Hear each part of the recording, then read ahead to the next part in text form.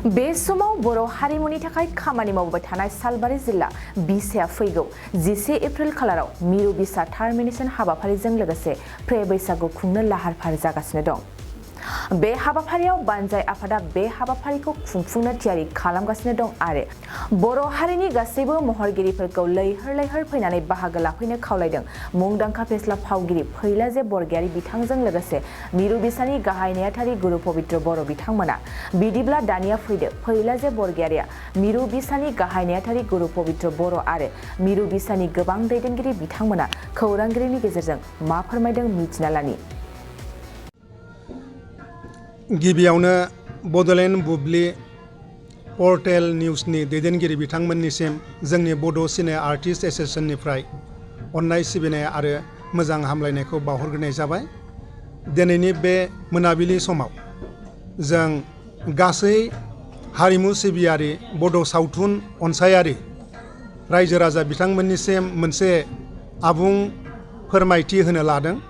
बेनो जाबाय फैगौ 11 एप्रिल मंगलबारै बाक्सा जिल्लानि सिङाव थानाय सिमला हजुवानि मुंदांखा केसि डिग्री कलेजनि नब्लाङाव बड' सिने आर्टिस्ट एस'सिएशननि स्पेशल टार्मिनेटिं कन्भेन्सन लोगोसेनो प्रि बैसागु सेलिब्रेशन मोनसे खुंफुंनो थाखाय लानाय जादों, जेराव गासै आसाम नाङैनो जोंनि बर' सावथुन मुलुगजों सोमोन्दो गोनां गासै महरगिरि जेरै रोजाबगिरि, महरगिरि, मोसागिरि, टेकनिशियान बिथांमोना डेलिगेट महरै बाहागो लाफैगोन। खमैबो गासै जोंनि आसामनिफ्राय 150निफ्राय 200 जन डेलिगेट बिथांमोना बे हाबाफारियाव बाहागो लाफैगोन। बेनिखायनो बे हाबाफारियाव जोंनि सिमला ओनसोलनि रायजो राजाजों लोगोसे जोंनि गासै आसाम नाङै बर' सावथुनजों सोमोन्दो गोनां महरगिरि बिथांमोनखौबो बे हाबाफारियाव लैहोर लैहोर फैनानै बाहागो लागोन होननानै जों बड' सिने आर्टिस्ट एस'सिएशननिफ्राय गुरैयै खावलायहरनाय जाबाय। गिबियावनो गासै रायजो राजा बिथांमोनजों लोगोसे जोंनि बर' सावथुन मुलुगनि महरगिरि बिथांमोननिसिम गोसो गोरबोनि साबायखरखौ बावहरबाय। बैसागोनि आगु बिथांमोननिसिम खुलुमनाय आरो हामलायनायखौ बावहरबाय। फैगौ 11 एप्रिल 2023 मायथाइयावहाय केसि डिग्री कलेजावहाय सालबारि जिल्ला बड' सिने आर्टिस्ट एस'सिएशननि जे बानजायनायावहाय बड' सिने आर्टिस्ट एस'सिएशननि स्पेशल टार्मिनेशन प्रग्राम आरो लोगोसेनो प्रि बैसागो सेलिब्रेशन बेखौ सानसेनि हाबाफारिजों गाजा गोमजायै खुंफुंनो थाखाय लाहार फाहार खालामनाय जादों। बे हाबाफारिखौ खुंफुंनो मोननानै जों सालबारि जिल्ला बड' सिने आर्टिस्ट एस'सिएशना खोब गोजोननाय मोनदों। मानोना जोंनि बड' सिने आर्टिस्ट एस'सिएशना जाहैबाय दावगाफुनाय जोंनि बर' हारिमुनि मोनसे आफाद, जाय आफादा जोंनि बर' हारिमुखौ गोजौ फारसे लांनांगौनि थाखाय गोदोनिफ्रायनो गोबां खामानि मावफुंगासिनो दङ। बे आफादनि जिथु जे टार्मिनेशन बे हाबाफारिखौ जोङो खुंफुंनो लानाय जादों। बेवहाय जोङो गोदान आफाद दाफुंनानै इयुननि समावहाय गोख्रोङै बर' हारिमुखौ जौगाहोनांगौनि थाखाय खामानि मावलांनो थाखाय बे आफादखौ जोङो दाफुंनानै लानो नागिरदों। लोगोसे जिथु प्रि बैसागो सेलिब्रेशन बे सेलिब्रेशनखौबो जोङो खालामनो थाखाय लाहार फाहार खालामनाय जादों। खोब गोजोननाय मोनदों। सेन्ट्रेल कमिटिनिफ्राय बिथांमोना जोंनो फोरमायहरदों बे हाबाफारियावहाय जोंनि बड' सावथुन मुलुगनि गोबां महरगिरि बिथांमोना बाहागो लाफैगोन आरो लोगोसेनो जि प्रि बैसागो सेलिब्रेशन बे सेलिब्रेशनखौबो माने खोब रंजा बाजायै नागारहरनायनि खोथाखौ बिथांमोना बुंदों।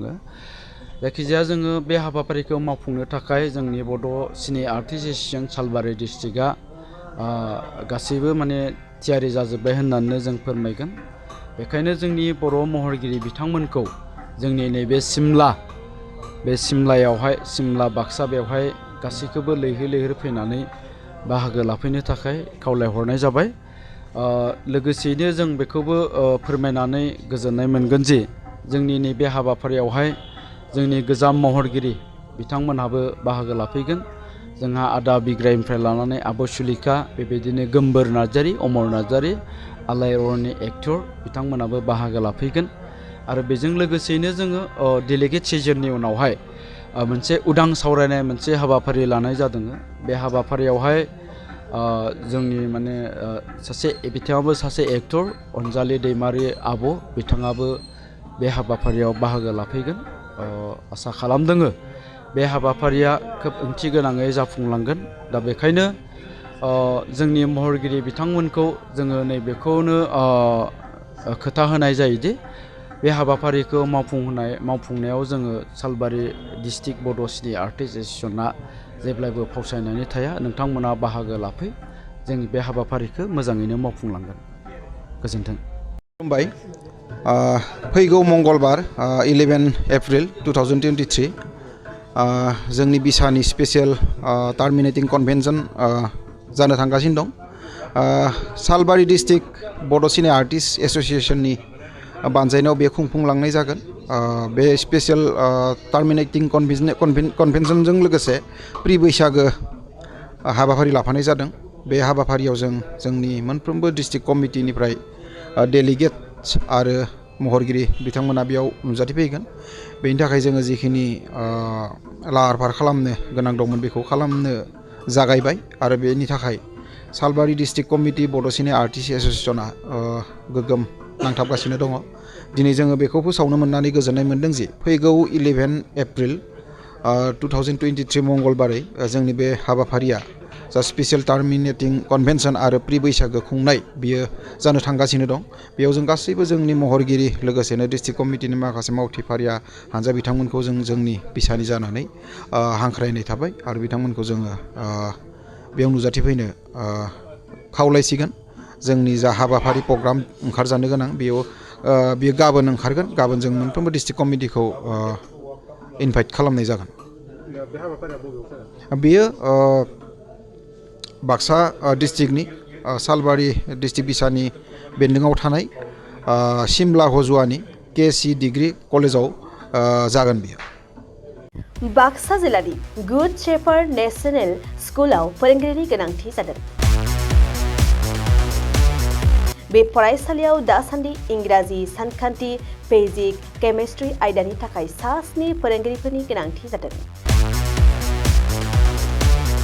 बेफोर आयदानि थाखाय बिजाथिफोरा MA, MSc, BEd आरो DLED थानाय जानांगोन। लोगोसेयैनो सायख'जानाय बिजाथिफोरनो दानबान्थाखौ 10 निफ्राय 20,000 रां, 10 निफ्राय 30,000 रां आरो 8 निफ्राय 14,000 रां होनाय जागोन। गोसो गोनां बिजाथिफोरा गुड शेफार्ड नेशनेल स्कुलनि नैबे मबाइल नम्बर 6000043828 आव वाट्सएपनि गेजेरजों फोरमान बिलाइखौ दैथायहरनो हागोन। नङाब्ला नैबे मबाइल नम्बर 7086283946 आव थोंजोङै कल खालामनानै सुलाद लानो हागोन। बिजाथिफोरा गाव गावनि फोरमान बिलाइखौ थाबैनो दैथायहरनांगोन आरो फैगौ 9 एप्रिलाव बिजाथिफोरनि आनजाद जागोन।